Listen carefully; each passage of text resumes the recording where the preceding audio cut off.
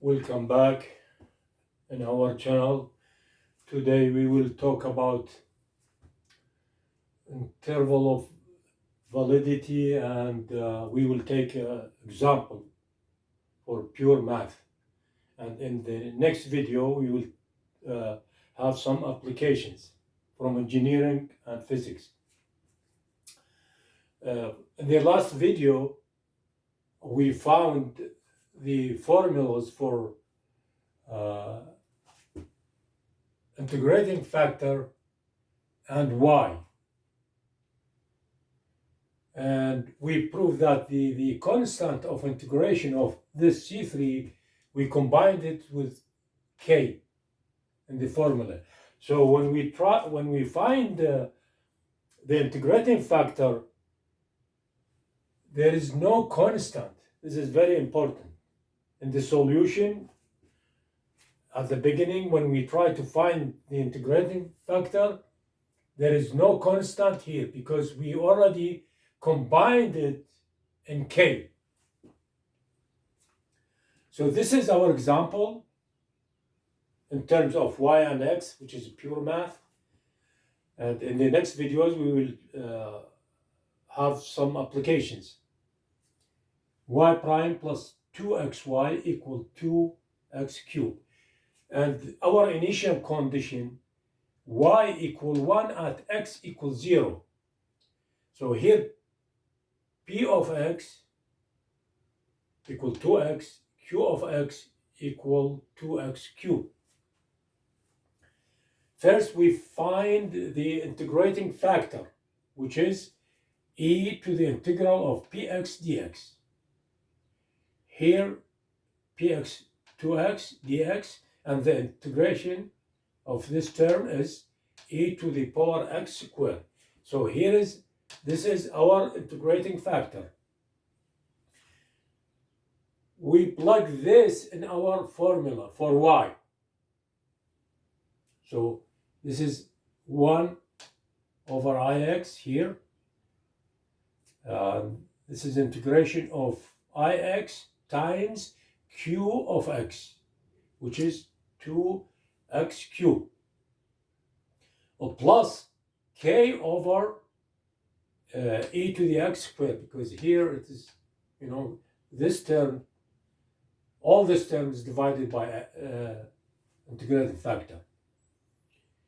So this is the integral plus k over e to the x squared.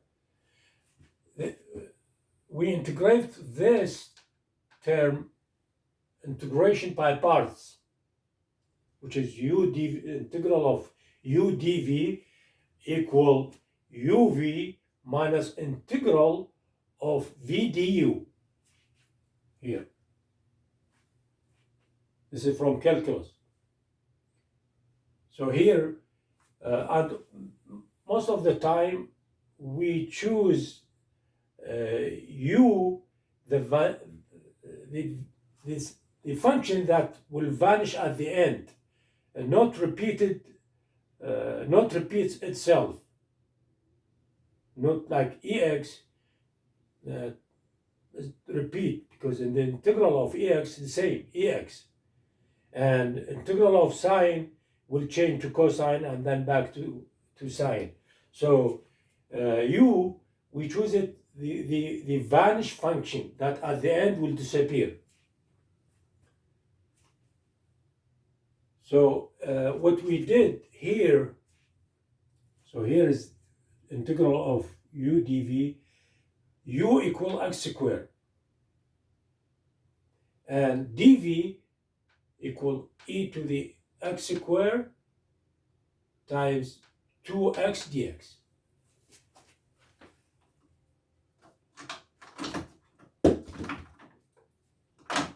If you remember, the integral of the exponent e to the u du equal e to the power u. So to integrate this, we should have the derivative of u here, du. We should have du to complete this integration. So what we did here, what we did here, we factor the x cube, 2x cube, into two terms.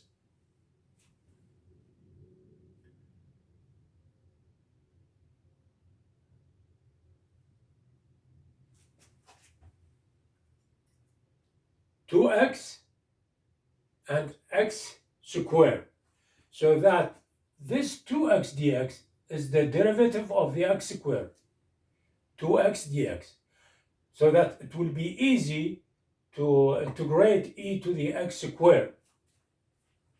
We should have the derivative of the exponent of x squared. So here just normal integration per parts, and we got this. This is 1 over e to the x squared e minus e to the x squared plus k over e to the x. And we factor out here from this side the e to the x squared. So this will be cancelled. So we got here x squared minus 1 plus k over e x squared. To find k, we need to apply the initial condition here, this initial condition, y equal 1 when x equal 0.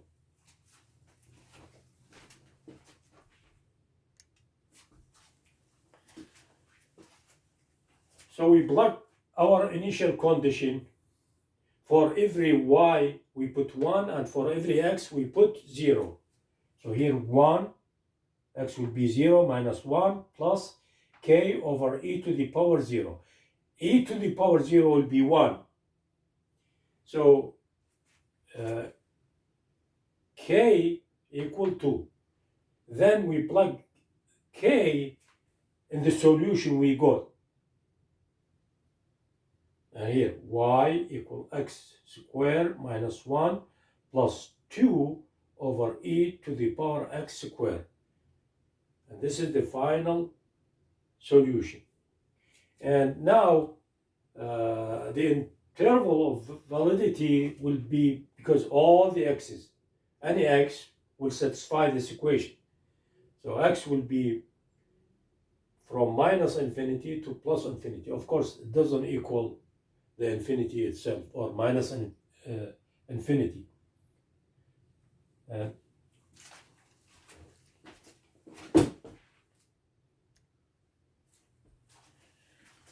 Now we will talk about interval of validity. The range of the independent variable on which the solution is valid. So we need to avoid division by 0, no complex numbers because we are in the real number system, no logarithms of negative numbers, and 0 because they are undefined. Must satisfy the initial value of the independent variables. The solution must satisfy the initial value should be within that range, not outside the range. For example, let's take this equation. So here, any value for x smaller than, bigger than, this is any value of x. Any value of x which makes this term negative, we avoid it. And also it makes this term 0. Minus 3 will make this 0, so no more minus 3, and no less than minus 3. So here's for this one, from minus 3 to because this one also we try to avoid it. This term x equal 1 give us 0. Division by 0 is undefined. So we try to avoid the minus 3 and the 1. And all these values up to minus infinity.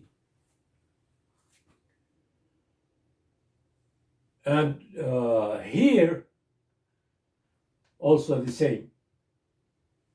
X doesn't equal 1. And this is our initial condition, which is y equal minus 1 at x equal minus 2. So here p of x and q of x. So x plus 3 should be bigger than 0, which means x is bigger than minus 3. And x doesn't equal 1. Qx, x doesn't equal 1. And here, see, for doesn't equal, so all the values to minus infinity and to plus infinity. We take the interception interval, which is from minus, because both functions are here, and then union with from 1 to infinity. These holes are not included. So this is our interval. Then we go back to the initial value, which is minus 2, to make sure it is within our interval. And here minus 2 in this interval. So interval of validity will be minus 3, 1. Here. This is the interval of validity because it contains our initial condition. Thank you for watching my videos, and in the next videos we will have some application, and see you in the next video.